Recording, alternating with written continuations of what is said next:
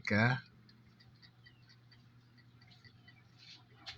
Kailangan tayo may transistor na 4. Tornilyo natin. BCE, BCE.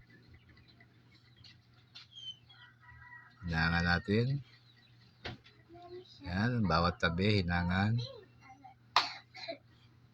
Ayan, okay na. Tapos,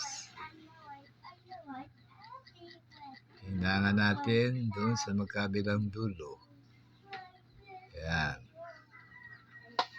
Hinangan natin yung C. C, yung transistor. Ayan na. Tapos, lagyan natin ng diode. Hinangan natin sa dulo. At sa kabila, ganun din. Lagyan din natin ng diode. Sisilbing rectifier yan sa ating mga pyesa para hindi maagad masira. Yan. Ito nyo na. Tapos, magbigay tayo ng transistor na T2073. Lagay natin dun sa collector.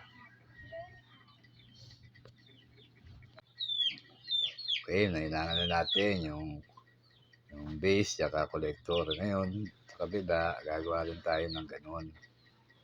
Same na paraan, no? Collector, tsaka yung base, hinangan natin. Yan, napansin niyo ba? Yung kabilang paa, walang koneksyon. Lalagay tayo ng transistor. Ito yung parang semento, malaki. Na may 4.5 watts. Yan, lagyan natin yung 4 na paa sa lahat ng tabi. Ito nyo na. Tapos, dagdag tayo ng wire. Lagyan natin doon sa unang resistor na lang para semento. Tapos, hinangan natin. Yan. Lagay tayo ng 100K na resistor. Lagay natin doon sa emitter ng transistor 2073. Hinangan natin. Yan. Lagay tayo ng katulad na paraan, nakawad. Transistor na malaki. Hinangan ulit. Tapos, ganun din. Lagyan natin ng 100K na resistor. At isolda natin sa kawad na pinatong natin. Ayan na. Okay. Ayan na ang estilo mga maglagay tayo ng 1K doon sa may base. Ayan. Lalagay natin yan doon sa pinaka collector ng resistor na malaki. Okay. Na, doon sa kabila, ganun din gawin natin sa collector at sa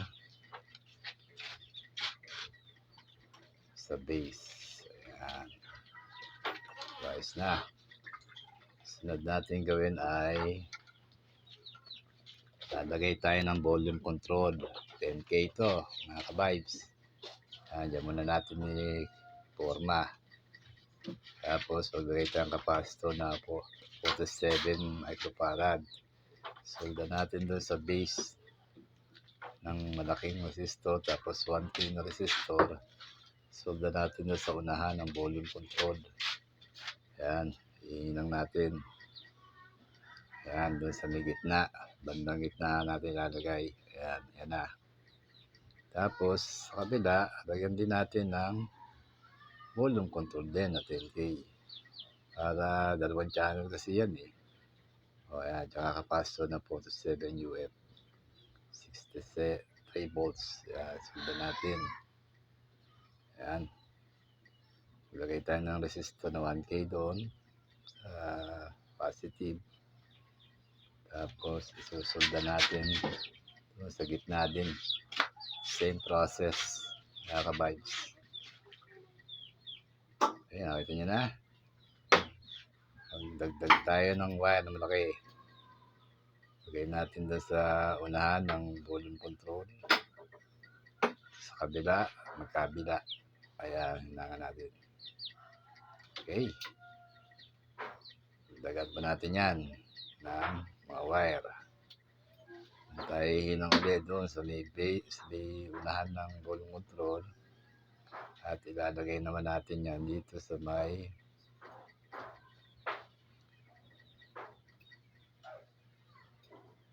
collector ng malaking transistor. Kasi yan ang magkocontrol sa ating ampli. Tapos, lalagay tayo ng capacitor 35 volts, 2,200 UF. Solda natin doon sa may bandang gitna, positive.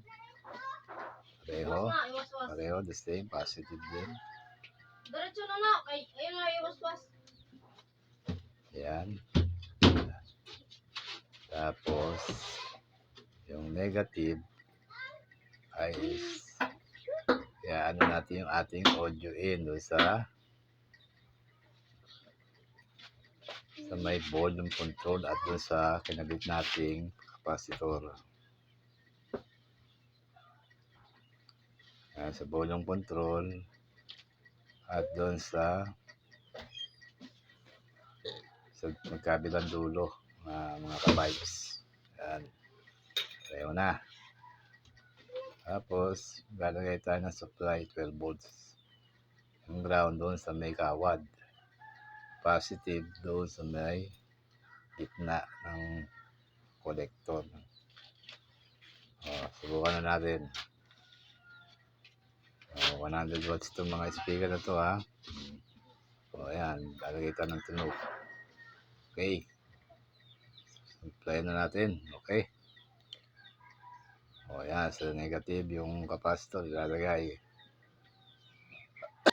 Okay, magkabila natin lalagay. Nakita nyo yung negative ng capacitor. Ayan, ground. Lalagay natin sa ground. Yung negative. Tapos yung positive dun sa positive ng capacitor. Speaker yan, mga vibes. Okay. Sudayan na natin. Handa na ba kayo?